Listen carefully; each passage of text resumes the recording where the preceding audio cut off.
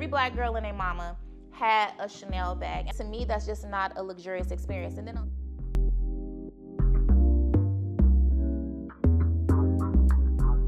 avid luxury shopper for over 2+ decades, I had to jump into this conversation about whether or not luxury is dead. You'd be surprised. Here's what I think. Luxury shopping may not quite be dead, but in my opinion, my humble opinion, I do think that it is on life support, gagging for air, okay?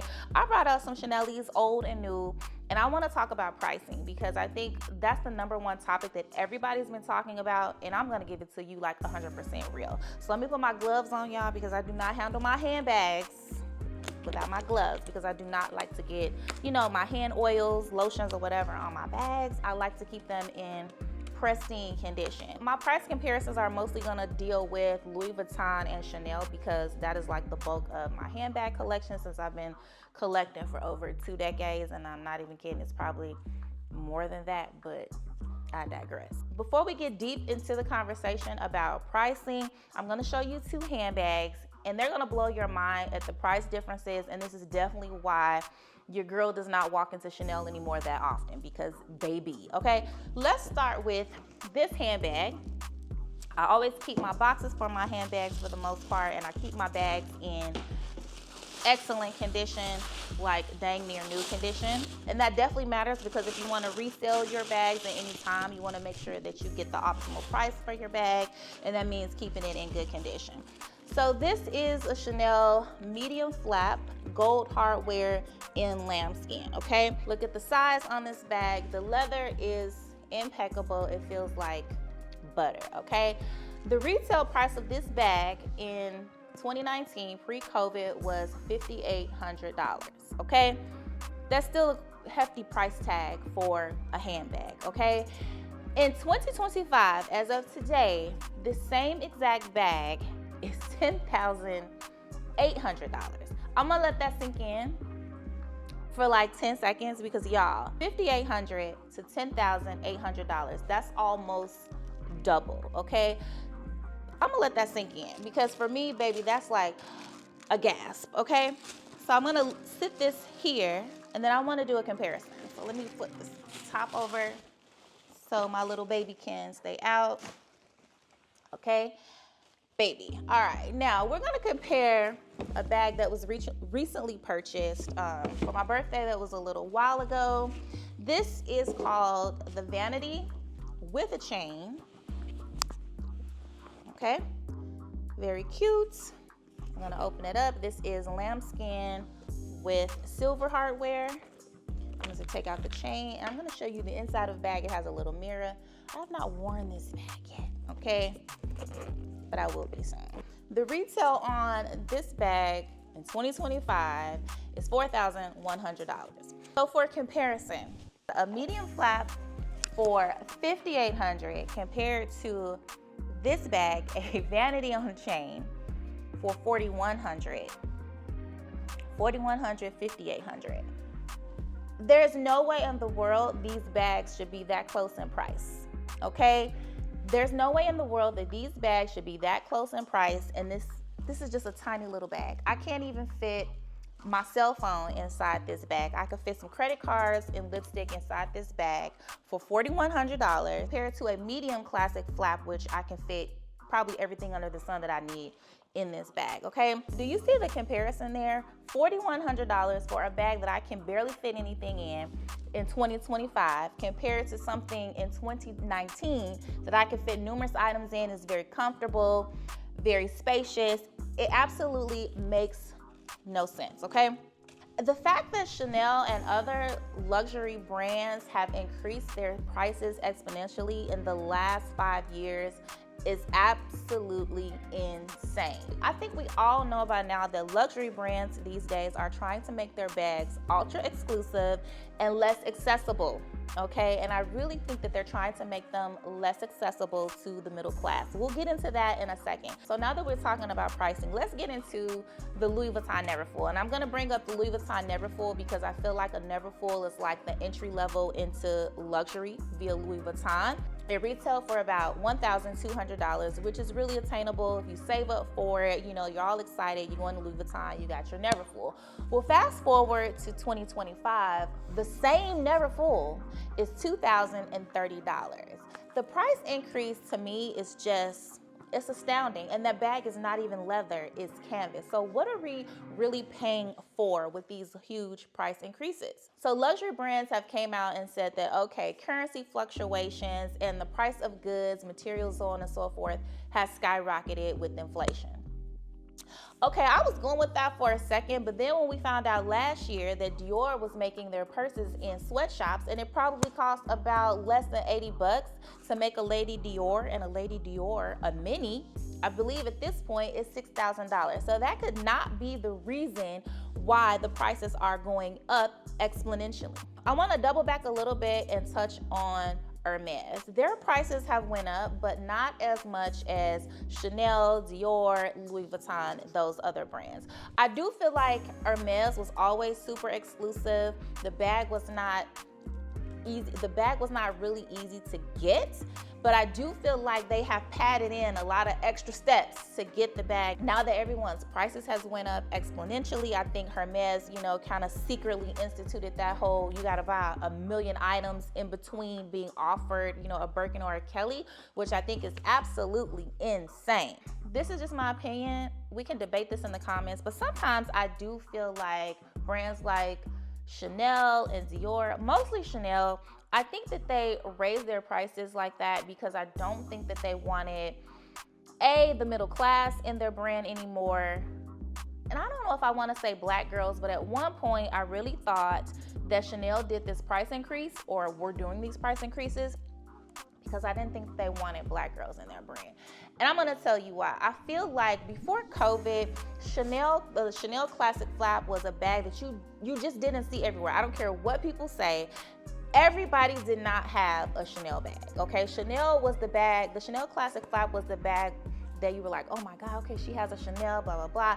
It was not that boom, boom, boom. Every time you open up social media, everybody has one. Then I think COVID came, or a little bit before COVID, it was like this explosion of black girl luxury, right? Every time you open up Instagram, whatever app you're perusing on, every black girl and their mama had a Chanel bag. And I think Chanel took note of that. And I kind of think they wanted their exclusivity back. So they increased the prices. They used COVID as a way to increase the prices, because then they had a reason to do these huge jumps without anybody kind of like giving them a whole lot of pushback. That was my opinion then. I just feel like they wanted to just be more luxurious. Not saying that black girls not luxurious, because I am a black girl, but it's what they think is luxurious, right? They, okay? So I think they increased those prices because they felt like they would push us out of those bags. Because if you fast forward to right now in 2025, you are not seeing all of those Chanel unboxings that you were seeing before. You're not seeing all of those Hermes boxings that you were seeing before. You are seeing them. Don't get me wrong, because whoever had money, they had it for real, they still have it now, okay? But it is not in of abundance as it was before, not at all, right? I feel like every time I opened up that app, somebody was unboxing a Chanel bag. I think that is great for us as black women, as black girls. Black girl luxury became a thing, as it should always have been a thing, right? Because why can't we be seen as being luxurious? Why can't we be seen as, having it all, having the soft girl life? I just really feel like they were trying to really price black girls out. I had to step back a little bit and think critically and say, hey, maybe they're not trying to price out black girls. Perhaps they just don't want middle class in their bags. Not saying that black girls are middle class, because we come in all classes, baby, okay? High all the way to low, baby. We are out here living the dream, doing the things. But you get what I'm saying. So I stepped back from maybe saying black girls and maybe saying just overall, it's not a race issue, it's a socioeconomic issue, and they did not want the middle class in the bags, right? Because going from $5,800 to $10,800 for the same bag, you have to think, what is the point of doing this, right? Is it greed? So let's talk about quality. The prices have went up sky high, 50% or more in some cases, but the quality has went all the way to the trash. I have seen so many posts on social media with people buying different handbags, different shoes, even luxury clothing, and they'll show the threading. They'll show the chains on the purses, the hardware tarnishing. Like, it is a complete cluster F-U-C-K, like, if you get my drift. Like, why are we paying astronomical prices and then the quality has really just tanked? For me, I'm gonna just reference the leather on Chanel handbags, which is really lately the quality to me, it's just not the same. Like, post-COVID, I feel like you could walk into a Chanel store, the quality on the leather handbag was like impeccable. This is like my holy grail for all bags ever known to man, okay? Like, when I would hit a big milestone in life, the Chanel bag was the go-to. Okay, I gotta go get a new Chanel. And the leather, like, you don't second guess it. It was just great. The quality was impeccable. And now I feel like, oh, Chanel was once the love of my life. It just does not give you that same old feel. The quality is just different. And quite ironically, I feel like Bottega Veneta, I've talked about this before, I feel like maybe they switch sources or something, I don't know, but Bottega Veneta handbag, I mean, the leather on their handbags is like the old Chanel. The quality is great. That leather is so soft, it's so buttery, it's very durable, and it's just simply exquisite. I don't know what happened to Chanel, what they did differently, but definitely back in that warehouse where they're manufacturing these bags, something definitely changed. And I cannot justify, you cannot justify increasing the price and then the quality going down. Like, there's just no comparison there. It just doesn't even make sense. I also remember there was a creator, I can't remember her name. She is like deep in these luxury streets. She has a huge collection, shoes, purses, man, it's to die for. But anyway, she had a pair of like the Dior like dad sandal situations going on. Strap broke. She tried to take them in to either get a replacement or the strap fixed. She said she only wore them 3 times, and you kind of tell they weren't really worn because she showed the bottom and like they were dang near looking almost new. Well, anyway, they declined to fix them. They declined to exchange them. And I was like, what a cluster F-U-C-K. You spend $1,400, $1,500 on a pair of sandals and you can't even get them repaired. You can't even exchange them. And that brings me to another point, which is customer service. Listen, I have to take a deep breath on that because the customer service for these luxury brands, I really feel like, y'all, it's non-existent. So that brings me to this point, which is customer service and experience. We're gonna talk about them together because they are as one. Post-COVID, I feel like going into any luxury store was quite an experience, right? You go in, they offer you water or champagne, you're free to peruse the store. It was a comfortable, warm feeling. Now, with the exclusion of certain places, certain stores, you're always gonna get bad customer service with certain people, right? They just don't deliver that, but that's gonna happen. But for the most part, walking into a luxury store felt just that, luxurious, right? You can walk around, look at everything, you were comfortable, you know, you're on your own time. Fast forward to now, I don't think that the experience is anything to write home about. I think it is terrible. I think it is very uncomfortable, and here's why. First of all, now you go into the stores. I can't remember, I think since COVID, I have been offered maybe one time water. One time. And I go into a lot of luxury stores, baby. Chicago has luxury stores everywhere. And, you know, sometimes I just want to kill time. I might not be shopping. I might just want to go in. Sometimes I may be shopping. It just depends. But maybe 1 or 2 times where I was offered water, okay? Okay, that's that. Okay, so the experience is already going downhill, okay? Where's the champagne? I haven't seen champagne being offered, I don't know. Don't know. I cannot think of one time that it was offered after COVID. Okay. beyond that, now they have this thing where you need to be walking around with the sales associate. For me, that brings my anxiety through the roof, because now I cannot just comfortably look around, like walk around and look. I don't want somebody on my shoulders constantly talking to me, because now they're really trying to sell, right?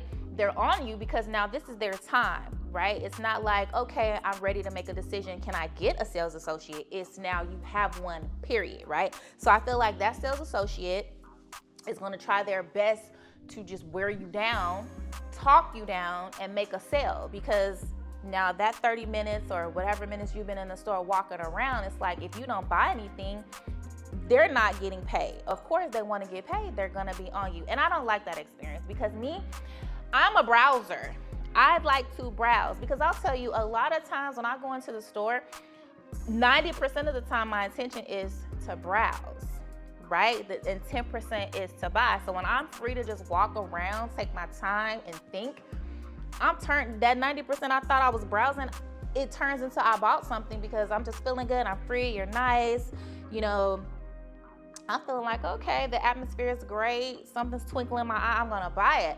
But now you're on me, and I feel uncomfortable, and I just can't browse the way I want to browse. That's number one. And then number two, the sales associate, or 3 or 4, whatever I'm on, I feel like their attitudes, it's like, why are you here? I feel like that's the way that they act. And I will never, ever in my life make a purchase in any brand, with any sales associate, if I'm feeling like that's how you feel, because I don't even care about it that much. Like, goodbye.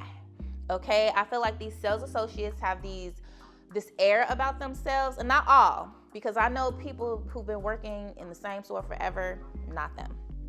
But, and I'll talk about the turnover on the sales associates in one moment, but that air of, okay, like they're doing you a favor, I don't like that. And I feel like that's kind of the vibe in a lot of these luxury stores these days. The waiting in the line outside, that's not luxurious to me. Like, especially in the Midwest, it's cold. Like, I'm not coming on Oak Street, downtown Chicago, to like make a purchase and then I gotta wait in line. Like, there's nothing luxurious about that. I feel like, what is this, like the walk of shame, the look of shame? It's like, or I have to make an appointment. Or, okay, so if you're not waiting in line outside, okay, then you have to make these appointments. Like, I'm sorry. I don't know if I'm old school or what the case is. I'm not making an appointment to go spend my money. Like, the item is there, open the door, I'm gonna give you my money, give me the item, and I'm gone. I'm not making an appointment. I don't know, unless it's like a styling appointment or something along those lines. I feel like going to buy a handbag or a little trinket, pair of earrings, whatever, I'm not making an appointment for that. I feel like that's ridiculous. Like, to me, it's just ridiculous. That is nothing about that experience is luxurious. The last time I went into Christian Dior on Oak Street in Chicago, literally, okay, there was no line outside, but as soon as I got in, they wanted to, have an associate walk around with me or whatever. I really hate that. I just really hate that. It's just like, feels like someone is invading my personal space. And then that guy, which he was nice, like, he walked around with me through every part of the store. Every time I laid my eyes on something, he began to talk about that item, giving me the price. And it just was like, it's just an ick. Like, I cannot even function and think in my mind if I want an item or not, because you can't stop talking to me. That is so annoying, and I know he's just doing his job, but to me, that's just not a luxurious experience. And then on top of that, where's the water and champagne? If you're gonna be on me and follow me around, at least keep me hydrated and give me something to drink. I mean, that's the least you can do. Okay, let's talk about Hermes. I really have to get this off my chest. It is like burning a hole in my mind, because why are we at this place in life where you feel like you want to buy $10, $20, $30, $40, $50,000 worth of goods before you can be offered a handbag? How ridiculous does that sound? And people are actually out there doing this. And this whole, okay, you have to have a relationship with the sales associate and da-da-da-da. I don't care about none of that. Like, come on. It is not that deep. All that is a way to keep you out of a bag, because trust me, if you are the color for the occasion, if you already have the status for occasion, those ladies are walking in that store and they're grabbing that bag. There is no quota to meet. There is no list to be on for certain people. If you get what I'm saying, if you didn't read between the lines, that's what I'm saying. There is no list for certain people. When they walk into the Hermes store, the bag is ready. The bag has been built for them. It has been created for them. They're walking out, okay? There is no such thing as a quota for certain people. The quota is for those people who they feel like, oh, we can just throw them crumbs and they will be at our beck and call and keep spending money to get to this one purchase, which is absolutely crazy. But there are people who have walked in there and gotten a bag. So I don't even know the secrecy of Hermes, what you gotta do to get a bag and all that, because I feel like if the bag ain't ready when I walk in the store, if I can't get it when I walk in, I don't even want it. The bag is not cute either. Can we say that one more time? The bag is not cute. It's just a status symbol. That is it, and that is all. Like, be totally for real with yourself. We don't judge, we just listen. I have one Birkin bag that was purchased for me as a gift. The quality of the leather is great. I showed it in some videos beforehand if you want to go back and look at it. But it's a bag that I feel like if I don't ever have one ever again in life, I will survive. I will be okay. I am not seeking that bag out. I'm not feeling like I need 10 more of those bags, because I just really feel like, what's the hype? The hype is just about a status. That's it. Now, while I think Birkins and Kellys are just all right, I do love a good Hermes bracelet. I do love a good Hermes sandal, scarf, those type of things. But I just feel like, what's the hype? I also think for a lot of people, luxury is being reimagined. It is being reconstructed into what every individual person thinks luxury means to them. Like, for example, the price of a Chanel bag can literally take a family of 4 on a nice international multi-leg trip, right? So that's luxury. Being able to take your family out of the country, see another culture, that is actually luxury, right? Because your kids don't care about a Chanel bag. They don't care nothing about luxury shopping. They're gonna have that experience for years to come. So I do find that a lot of people are doing a lot more traveling. They're also buying back their time, because that is also a form of luxury. Like, for example, a mom of 3, instead of cleaning her own house top to bottom, she might call a cleaning service, right? And claim back 8 hours of her day. So there are multiple ways I feel like people are taking what they feel like is luxurious and luxury and just redefining it into their own life, and not necessarily meaning luxury is making a purchase, right? Luxury could also mean upgrading things to your home. It could mean buying a home, taking the money that you would usually spend on luxury items and making an investment into buying a home, or making other investments elsewhere that you'll see long term in the future, and not just like visibly on your back or on your arm or in your hand. You know what I'm saying? So I do think that people are starting to look at luxury in a different way. It is very much being reimagined into things that are better suited for each person's lifestyle. Overall, is luxury dead or not? For the most part, luxury will never die, because millionaires and billionaires will always sustain the brand. But on the flip side of that, middle class is the class that has always kept luxury brands afloat. So those brands will be suffering in their pockets financially due to the increase in the prices. They will not be as profitable as they once were. And I do feel that people are definitely being more conscious of what they're buying, including myself. My purchases have to be super intentional. I am not just a winger anymore, where I felt like, oh, it's a 80-degree day, it's nice outside, I'm gonna walk into a luxury brand and just buy some. I don't care, just whatever. I think with inflation and where the economy is right now, I think everyone, including myself, we're just being way more intentional on our luxury purchases. So I do think for the masses, luxury shopping is definitely on the back burner. It's probably in need of some life support because it's just unaffordable. So I guess in the coming months and years, we'll see where luxury actually ends up. Are brands gonna stop with these high increases? Are they gonna be stagnant? I secretly think that at a certain point, they're gonna quietly stop with these outrageous increases, and I do think they're gonna come a tad bit down which will let some people come back into luxury and love luxury again and spend all their money on luxury. I think it'll be a while before they do that because they can't just immediately like abruptly stop the price increases considering they've been doing it for a while. But I think it's gonna intentionally and secretly just quietly come down, and then luxury will go back to its regular rotation because they're gonna have to catch up with the economy. That's what's making the world go round, and if they wanna stay afloat, that's what they're gonna have to do, because the millionaires and the billionaires, honey, I got a little secret for y'all before I go. A lot of them buy fakes. You heard it. I know people that know people that know people. A lot of rich people and celebrities buy fakes. So they're never gonna be the ones that totally sustain luxury. They'll keep it going, but you have to sustain and maintain. But anyway, until the next video, I hope you like this one. Make sure to like, comment, and share with your girlfriends, okay? And don't forget to subscribe. My name is Erica J. I talk about lifestyle and fashion. And if that's your vibe, your kind of content, go ahead and subscribe, and I'll see you in the next video. Love you. Bye.